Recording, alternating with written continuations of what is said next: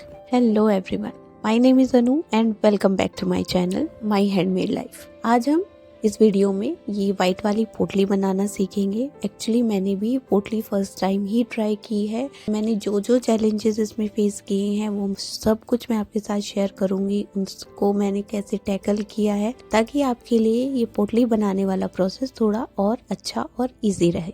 चलिए स्टार्ट करते हैं पोटली बनाना।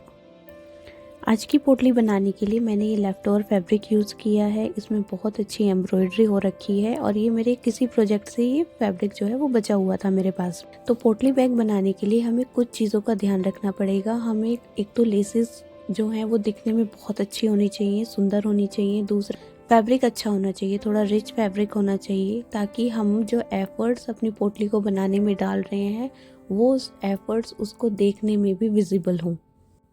आप देख सकते हैं मेरे पास जो फैब्रिक है उसकी जो लेंथ है वो काफ़ी कम है, तो मेरे को कुछ एक्स्ट्रा फैब्रिक भी चाहिएगा जो उसके साथ में जा सके। उसके लिए मैं ये वाइट टाफ्टा फैब्रिक यूज़ कर रही हूँ और इसको लुक को एनहेंस करने के लिए मैं कुछ लेसेस यूज़ करूँगी।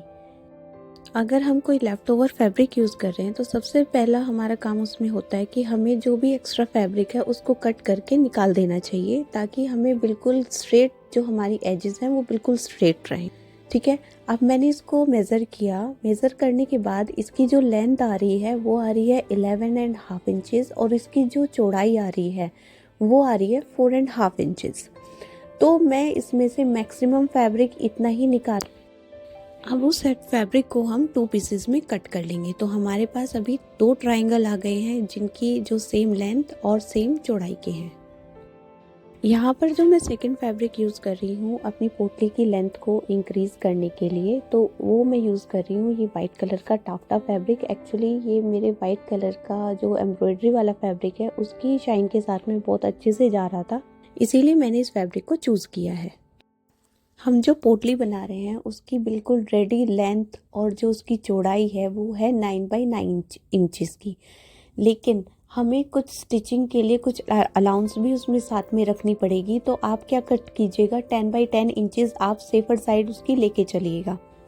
यहाँ पे मैंने फैब्रिक जो है वो एक्स्ट्रा कट किया है क्योंकि मैं फर्स्ट टाइम इसको स्टिच कर रही थी, तो मैं फैब्रिक की मेरे पास कोई कमी नहीं थी, तो मैं थोड़ा सेफर साइड में ही चलने के लिए मैंने इस फैब्रिक को क्या किया है, थोड़ा सा एक्स्ट्रा कट किया है। यहाँ पर मैं अपने मेज़रमेंट की बात करूँ तो मैंने 23 इंचेस तो ये लेंथ में लिया है और 11.5 इंचेस मैंने इसकी चौड़ाई में इसको कट किया है। तो मेरे पास 2 ट्रायंगल है 23 इंचेस के। टू ट्रायंगल इसलिए है क्योंकि मैं लाइनिंग के लिए भी सेम ही फैब्रिक यूज़ कर रही हूँ। यहाँ पर हमारे दोनों पीस जो मेन फैब्रिक है और जो बेस फैब्रिक है वो दोनों कट हो चुके हैं। अब हमें इसको करना है थोड़ा सा डेकोरेट। तो डेकोरेट करने के लिए हम यहाँ पे यूज़ करेंगे लेसेस का। आप थोड़ी सी फैंसी लेस भी ले सकते हैं, थोड़ी सी आप न्यूट्रल लेसेस भी ले सकते हैं। जैसा लुक आपको अपनी पोटली के लिए चाहिए आप लेस भी उसके अकॉर्डिंग ही चूज़ कर सकते हैं। यहाँ पर मैं पोटली को डिज़ाइन कर रही हूँ थोड़े से कैजुअल ओकेजन के लिए, बहुत हैवी ओकेजन के लिए मैं डिज़ाइन इसको नहीं कर रही हूँ। तो यहाँ पे मैंने लेसेस भी थोड़ी सी सिंपल ही रखी हैं। अब मेरे को ये वाइट वाला पार्ट जो है वो थोड़ा खाली लग रहा था, तो इसके लिए मैं क्या यूज़ कर रही हूँ, थोड़ी सी गोटा लेस यूज़ कर रही हूँ। गोटा लेस इतनी अच्छी चीज़ है, आपको अगर किसी भी चीज़ का लुक एनहेंस करना है, उसको थोड़ा सा फेस्टिव टच देना है, तो आप वहाँ पे क्या यूज़ कर सकते हैं, गोटा लेस यूज़ कर सकते हैं। इवन आप कॉटन फैब्रिक पर भी अगर गोटा लेस यूज़ करेंगे ना तो उसका लुक एकदम से एनहेंस हो जाएगा। यहाँ पे आपको मैं दिखा रही हूँ दूसरा लुक। इवन दो मेरे को ये लुक नहीं चाहिए था, लेकिन अगर आपको थोड़ा हैवियर लुक चाहिए तो आप थोड़ी सी हैवी लेसेस यूज़ करें। जैसे मैं यहाँ पे आपको करके दिखाऊंगी तो आप देखेंगे कि लेसेस से किसी भी पोटली का लुक मेक और ब्रेक आप कर सकते हैं। तो कितना सुंदर यहाँ पे कितना हैवी लुक आप इसका आ रहा है, आप ये देखिए। और फिर आप अपनी पोटली के हिसाब से ही उसके फंक्शन में आप उसको कैसे यूज़ कर सकते हैं उसके हिसाब से ही आप अपनी लेसेस का चुनाव करिए, चूज़ कीजिए। यहाँ पे मेरा जो डिज़ाइन है पोटली बैग का वो डिसाइड हो चुका था, तो मैं अब आ गई हूँ स्टिचिंग पार्ट पर। यहाँ पे मैं अपना वाइट टाफ्टा फैब्रिक और एम्ब्रॉयडरी फैब्रिक को स्टिच करूँगी साथ में। तो इसकी मैं अभी एक ही साइड स्टिच कर रही हूँ, दूसरी साइड को मैं स्टिच बाद में करूँगी क्योंकि वहाँ पे मुझे लेस स्टिच करनी है, इसलिए अभी मैं उसको ऊपर से ही स्टिच कर रही हूँ। तो एम्ब्रॉयडरी फैब्रिक के बेस साइड में हम स्टिच करेंगे ये मोती वाली लेस। इसके लिए मैं इसको डायरेक्टली सबसे पहले मैं इसको एम्ब्रॉयडरी फैब्रिक पर स्टिच करूँगी और उसके बाद मैं इसको अंदर की साइड फोल्ड करने के बाद मैं इसको वाइट वाले फैब्रिक के साथ में स्टिच करूँगी। तो यहाँ पर मैंने अपनी लेस को स्टिच कर लिया है। आप देखिए कितना अच्छा इसका लुक निकल के आ रहा है और कितना नीट ये लग रहा है। सेम प्रोसेस हम दूसरी साइड का जो हमारा एम्ब्रॉयडरी वाला फैब्रिक बचा है उसके ऊपर भी हम सेम प्रोसेस फॉलो करेंगे। और हाँ, इसके ऊपर आप क्या कीजिएगा, लेस के ऊपर आप फिर से एक गोटा लेस फिर से स्टिच कीजिएगा, उससे इसका लुक और एनहेंस हो जाएगा। जब भी आप कोई मोती वाली लेस स्टिच करें तो बहुत ध्यान रखें, क्योंकि मोती की वजह से आपकी जो निडल है मशीन की वो टूट सकती है। तो उसके लिए आप बहुत केयरफुली उसको यूज़ करें। आपके पास अगर ज़िपर फुट है तो आप उसके लिए ज़िपर फुट यूज़ करें। अगर आपके पास ज़िपर फुट नहीं है, आप सिंपल मशीन से स्टिच कर रहे हैं, तो प्लीज़ बी केयरफुल, अपनी मशीन का ध्यान रखिएगा। तो यहाँ पर हमारी पोटली की बेस वाली जो डिज़ाइनिंग है वो कंप्लीट हो चुकी है। मैंने लेस लगा दी है और अपना जो मेरा मेन फैब्रिक था वो मैंने यूज़ कर लिया है। अब हम इसके अपर पोर्शन को डिज़ाइन करना स्टार्ट करेंगे। अभी हम इसके वाइट वाले पोर्शन की डिज़ाइनिंग कर रहे हैं। यहाँ पे मैंने जो गोटा लेस है उसको मैंने वर्टिकली यहाँ पे अप्लाई किया है। फर्स्ट वाली लेस मैंने ऑलरेडी इस पे अटैच कर ली थी, सेकंड वाली को अटैच करके मैं आपको यहाँ पे दिखा रही हूँ। तो आप ध्यान से देखिएगा मैंने कैसे अटैच किया है और आपको भी अटैच करने में फिर कोई प्रॉब्लम नहीं आएगी।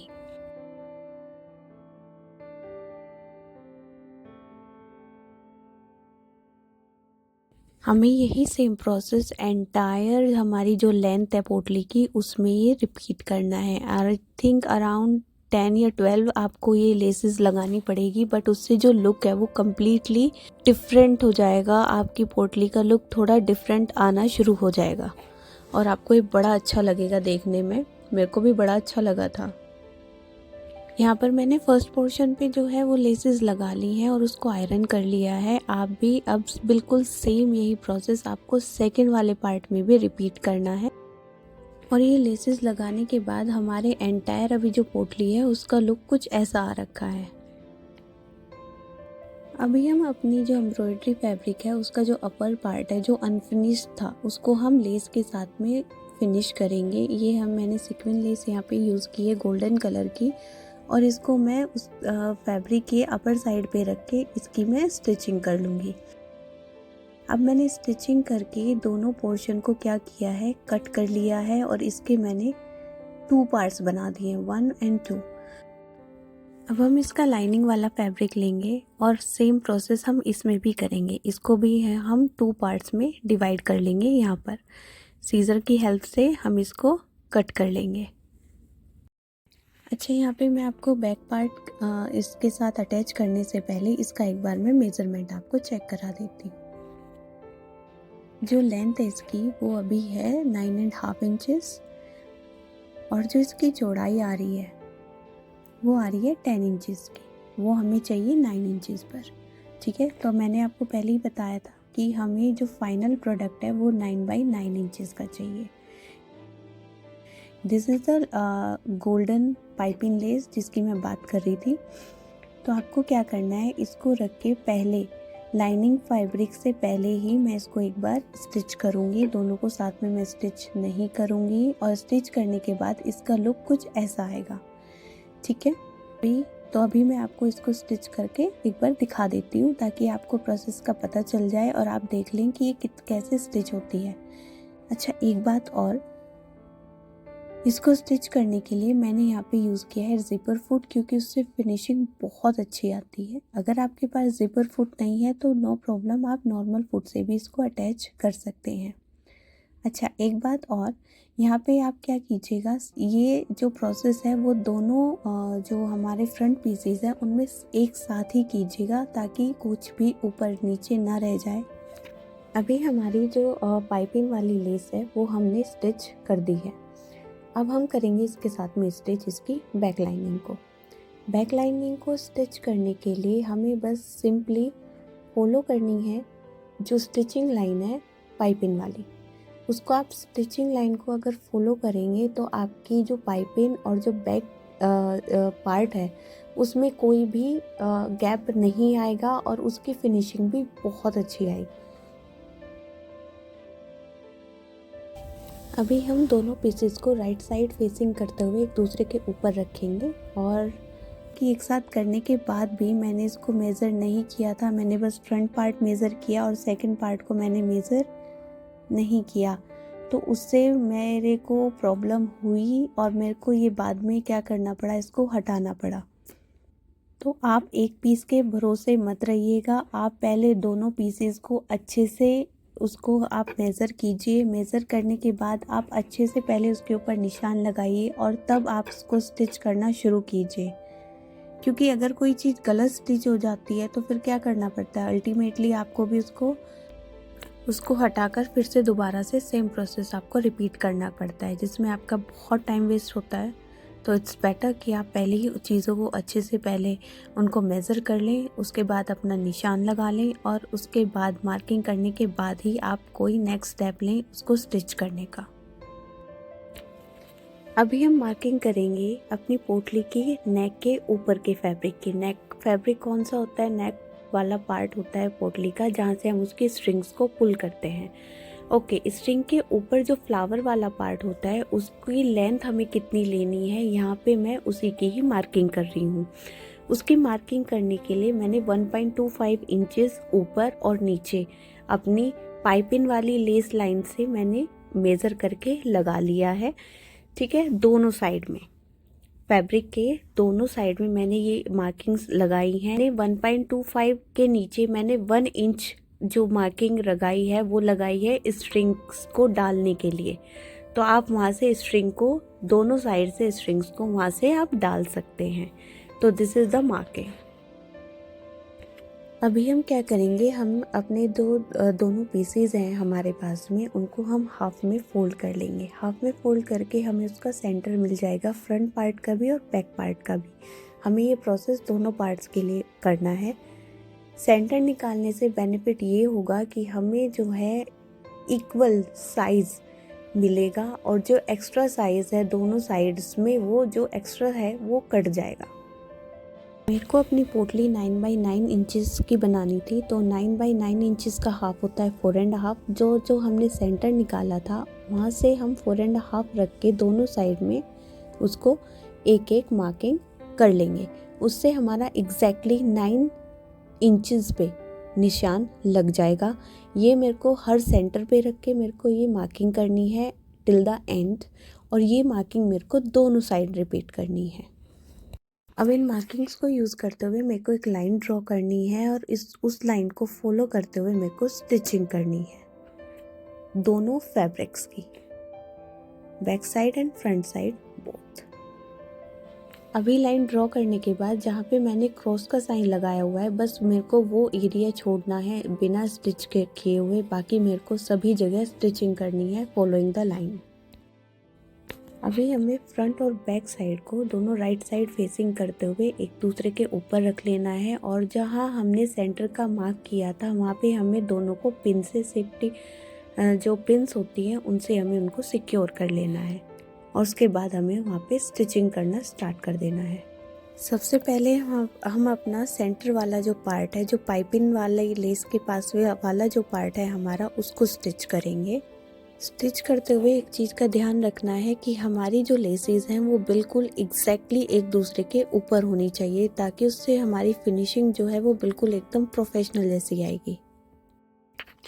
अभी हमने अपनी दोनों साइड्स को क्या कर लिया है, स्टिच कर लिया है। अभी बस हमारी क्या है, अनफिनिश्ड रह गई है जहाँ से हम डोरी डालेंगे उसकी ओपनिंग, क्योंकि हम डोरी को बार बार पुल इन और पुल आउट करते रहेंगे तो उससे क्या होगा, हमारी जो ओपनिंग है वो बाहर निकलने लग जाएगी और उससे थ्रेड्स निकलना स्टार्ट हो जाएंगे कुछ ही दिनों में। तो उसको सिक्योर करना बहुत ज़रूरी है। हमने नीचे से अभी पोटली को स्टिच नहीं किया है, तो आप क्या कर सकते हैं, उसको आप साइड से ओपन करके 2 फोल्ड्स करके हल्का सा कट लगाइए और 2 फोल्ड कर दीजिए उसको। 2 फोल्ड करने के बाद आप उसको मशीन से ही फिनिश कर सकते हैं। मैंने एक फिनिशिंग आपको करके दिखाई है मशीन के अंदर से और एक फिनिशिंग आपको करके दिखाई है मशीन के बाहर से। तो मैं सजेस्ट करूँगी कि आप बाहर वाली साइड से उसको फिनिश कीजिएगा, उससे फिनिशिंग ज़्यादा अच्छी आती है। अभी मैं आपको दोनों तरीके की फिनिशिंग दिखा रही हूँ। मेरा बस यहाँ पे एक ही सजेशन है कि जब भी आप इसको स्टिच करें तो आप सेम कलर का थ्रेड ले, मैच करता हुआ बेस से। यहाँ पे मेरे से मिस्टेक क्या हो गई, मैंने लेस से मैचिंग करता हुआ थ्रेड भी यूज़ कर दिया और वो विजिबल हो रहा है। मैं तो उसको चेंज नहीं करूँगी, लेकिन it's a point two remember कि आप सेम कलर का थ्रेड यूज़ करें, उससे फिनिशिंग ज़्यादा अच्छी आती है। अभी हमें अपनी डोरी डालने के लिए स्पेस बनाना है, तो उसके लिए हमने 1 इंचज़ का ओपनिंग ऑलरेडी दिया हुआ था। तो हमें क्या करना है, 1 इंचज़ का हमें 2 निशान लगाने हैं, 2 मार्किंग्स करनी है। एक तो 1.25 इंचज़ से उसकी अपर पार्ट से और फिर उसकी जो ब्रॉडनेस है हमारे होल की, तो एक 1 इंचज़ वहाँ से। तो ये 2 मार्किंग जब हमें मिल जाएंगी तो अब हम उस पर स्टिच कर देंगे और फिर हम अपनी वहाँ से डोरी डालना स्टार्ट करेंगे।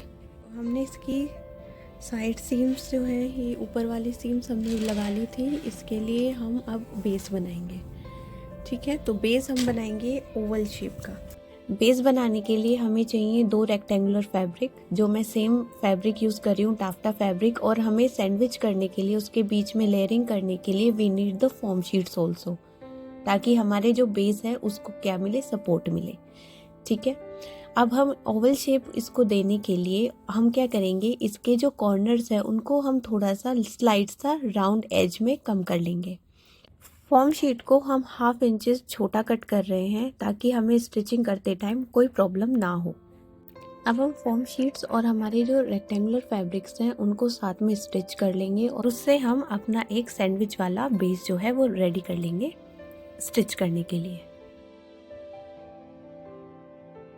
हम अपने बेस को पोटली के साथ में अटैच कर देंगे with the help of pins, और या फिर आपके पास ऐसी क्लिप्स हो तो आप वो भी यूज़ कर सकते हैं। ऐसा करने से थोड़ा स्टिचिंग करने में हमें ईजी रहता है। अगर आपको भी स्टिचिंग करने में या फिर ऐसे प्रोजेक्ट्स बनाने में कुछ इंटरेस्ट है तो आप भी इन चीज़ों में इन्वेस्ट कर सकते हैं, ये आपका बहुत टाइम सेव करेंगे। अब हम क्या कर रहे हैं, अपने बेस को स्टिच कर रहे हैं। तो मैं आपको थोड़ा सा प्रोसेस दिखा रही हूँ ताकि आपको भी आइडिया लगे कि मैंने ये कैसे किया था। अच्छा, स्टिचिंग करते टाइम एक चीज़ का और ध्यान रखिएगा, हमने जो मोती वाली लेस ली है उसको आप धीरे धीरे करके ऊपर करते रहिएगा, नहीं तो आपकी निडल जो है मशीन की वो ब्रेक हो सकती है।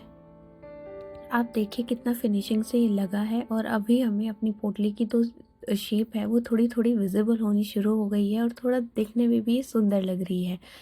यहाँ पर मैं इसके अंदर वाले पार्ट को अपनी मशीन की जिगजैग स्टिच से क्या कर लूँगी, फिनिश कर लूँगी। अगर हमारी मशीन में जिगजैग स्टिच नहीं है तो हम सिंपली एक फैब्रिक लेके उसको हम क्या करेंगे, पाइपिंग की तरह उसको फोल्ड करके और उसको फिनिश कर लेंगे।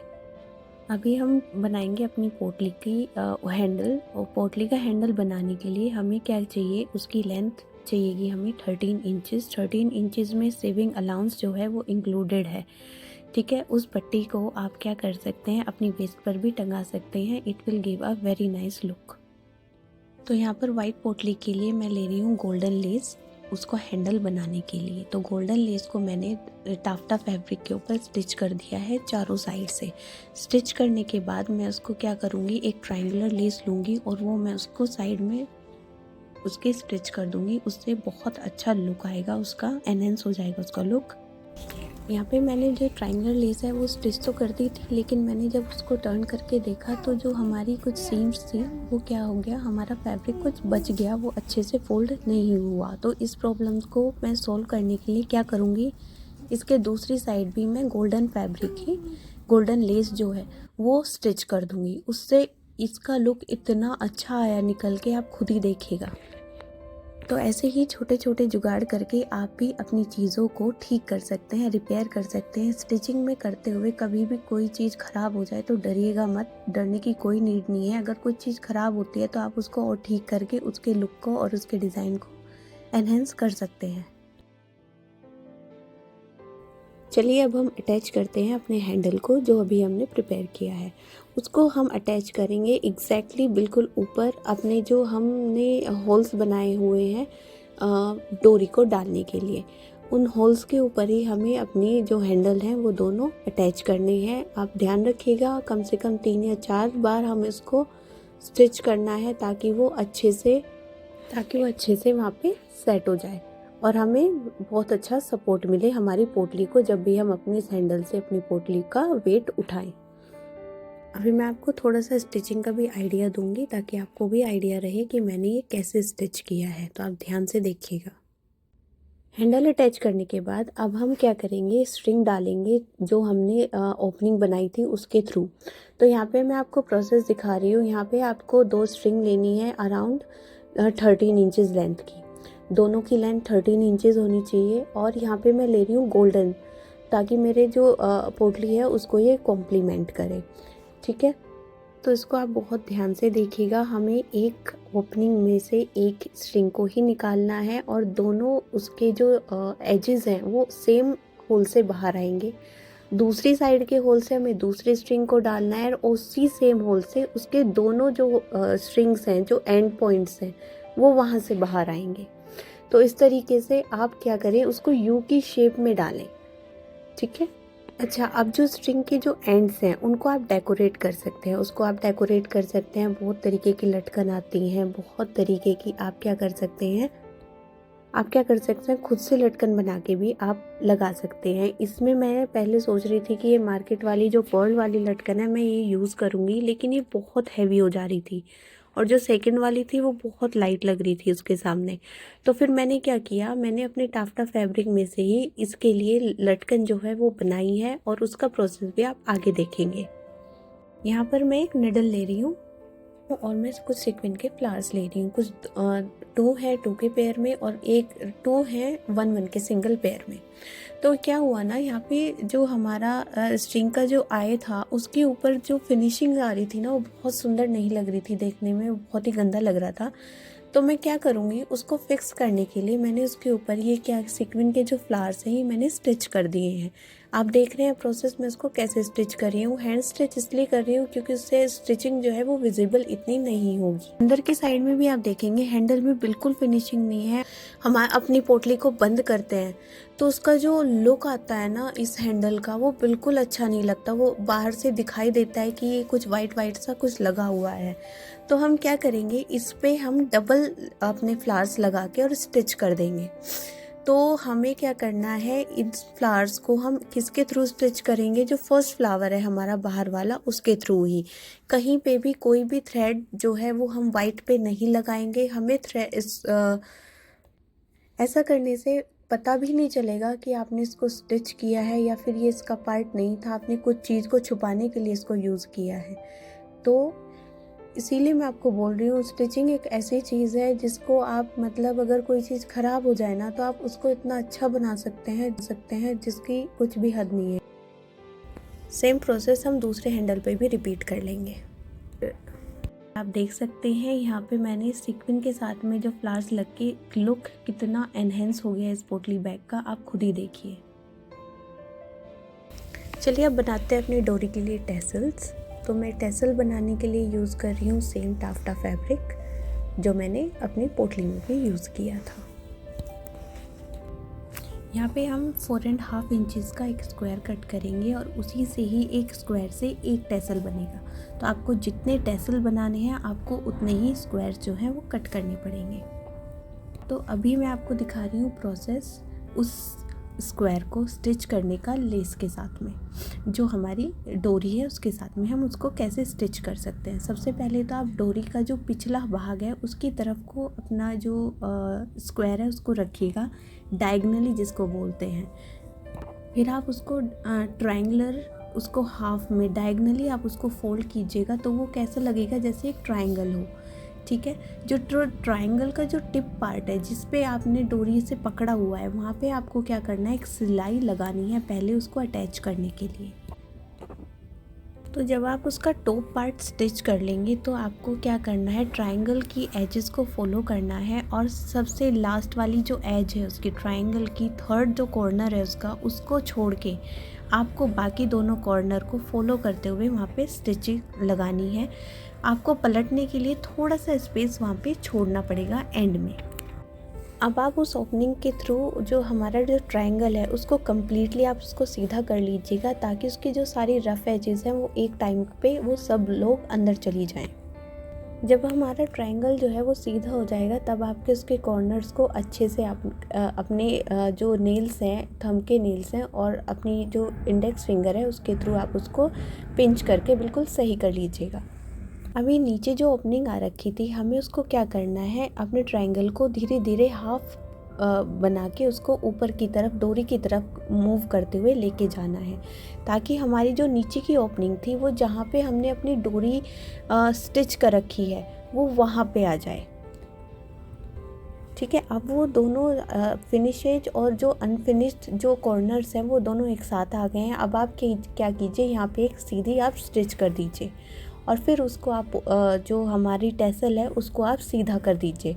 तो इससे आपकी जो टैसल है वो बहुत अच्छे से बन जाएगी। दोनों टैसल के बीच में आप डिस्टेंस कम से कम 1 या 1.5 इंच तो रखिएगा। जितना कम डिस्टेंस होगा उतना ज़्यादा वो देखने में अपीलिंग लगेगा। अगर आपको ये प्रोसेस इतना अच्छे से समझ में नहीं आया है तो आप इस पार्ट को 2-3 बार देखिए, तब जाके आप उसको अच्छे से कर पाएंगे। मैंने भी ऐसे ही सीखा था।